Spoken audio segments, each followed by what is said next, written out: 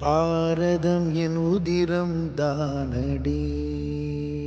மகாராணா அமர் சிங் ஒரு வீரத்தின் கதை. மேவார் பேரரசின் மண்ணில் வீரம் ஒரு புராணமாக வாழ்ந்தது. அந்த வீரத்தின் தொடர்ச்சியாக பிறந்தவர் மகாராணா அமர் சிங். மகாராணா பிரதாப்பின் மூத்த மகனாக 1559ஆம் ஆண்டு சித்தூரில் பிறந்தவர். முகலாயர்களுக்கு எதிராக போராடிய ஒரு தீரமிக்க போர் வீரர். இது அவரது கதை, துணிவு, தியாகம் மற்றும் மேவாரின் பெருமையை காப்பாற்றிய ஒரு அரசனின் பயணம். 1559ஆம் ஆண்டு மார்ச் 16ஆம் தேதி மகாராணா பிரதாப் மற்றும் அவரது மனைவி அஜப்தே புன்வாருக்கு மகனாக அமர் சிங் பிறந்தார். அவரது தாத்தா உதய் சிங் இரண்டாம் உதய்பூரின் அடித்தளத்தை அமைத்த அதே ஆண்டு இது நிகழ்ந்தது. சிறு வயதிலிருந்தே அமர் சிங் போர்க்கலைகளிலும் ஆட்சி நிர்வாகத்திலும் பயிற்சி பெற்றார். தந்தை பிரதாப்பின் வீரத்தை கண்டு வளர்ந்த அவர் மேவாரின் சுதந்திரத்திற்காக போராடுவதே தனது விதி என உணர்ந்தார். 1597ஆம் ஆண்டு ஜனவரி 19ஆம் தேதி தந்தை பிரதாப் மறைந்த பிறகு அமர் சிங் மேவாரின் 14வது ராணாவாக முடிசூடினார். அப்போது முகலாய பேரரசர் அக்பர்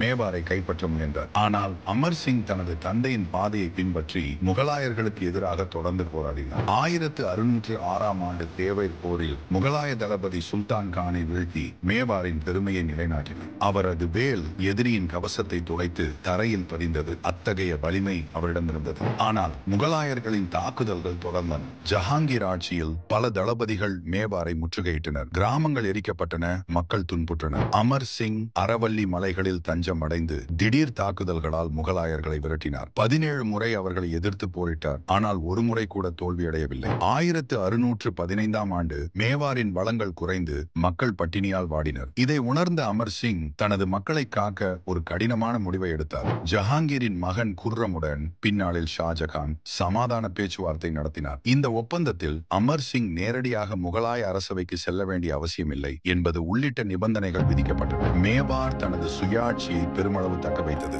இது ஒரு தோல்வி அல்ல, மாறாக மக்களின் நலனுக்காக எடுக்கப்பட்ட புத்திசாலித்தனமான முடிவு. 1620ஆம் ஆண்டு ஜனவரி 26ஆம் தேதி உதய்பூரில் அமர் சிங் மறைந்தார். அவரது மகன் கரண் சிங் இரண்டாம் அரியணை ஏறினார். அமர் சிங் தந்தை பிரதாப்பின் கனவை முழுமையாக நிறைவேற்றவில்லை என்றாலும் மேவாரின் சுதந்திரத்தையும் ராஜபுத்திர பெருமையையும் காப்பாற்றினார். அவரது ஆட்சியில் புதிய ஆயுதங்கள், கோட்டைகள் மறுசீரமைப்பு மற்றும் வர்த்தகம் மேம்படுத்தப்பட்டது. மகாராணா அமர் சிங் ஒரு வீரன், ஒரு தலைவன், ஒரு மக்களின் காவலன். அவரது கதை வாளால் மட்டுமல்ல, மனதாலும் வெற்றி பெற முடியும் என்பதை நமக்கு உணர்த்துகிறது. மேவாரின் மண்ணில் அவரது பெயர் என்றென்றும் நிலைத்து நிற்கும்.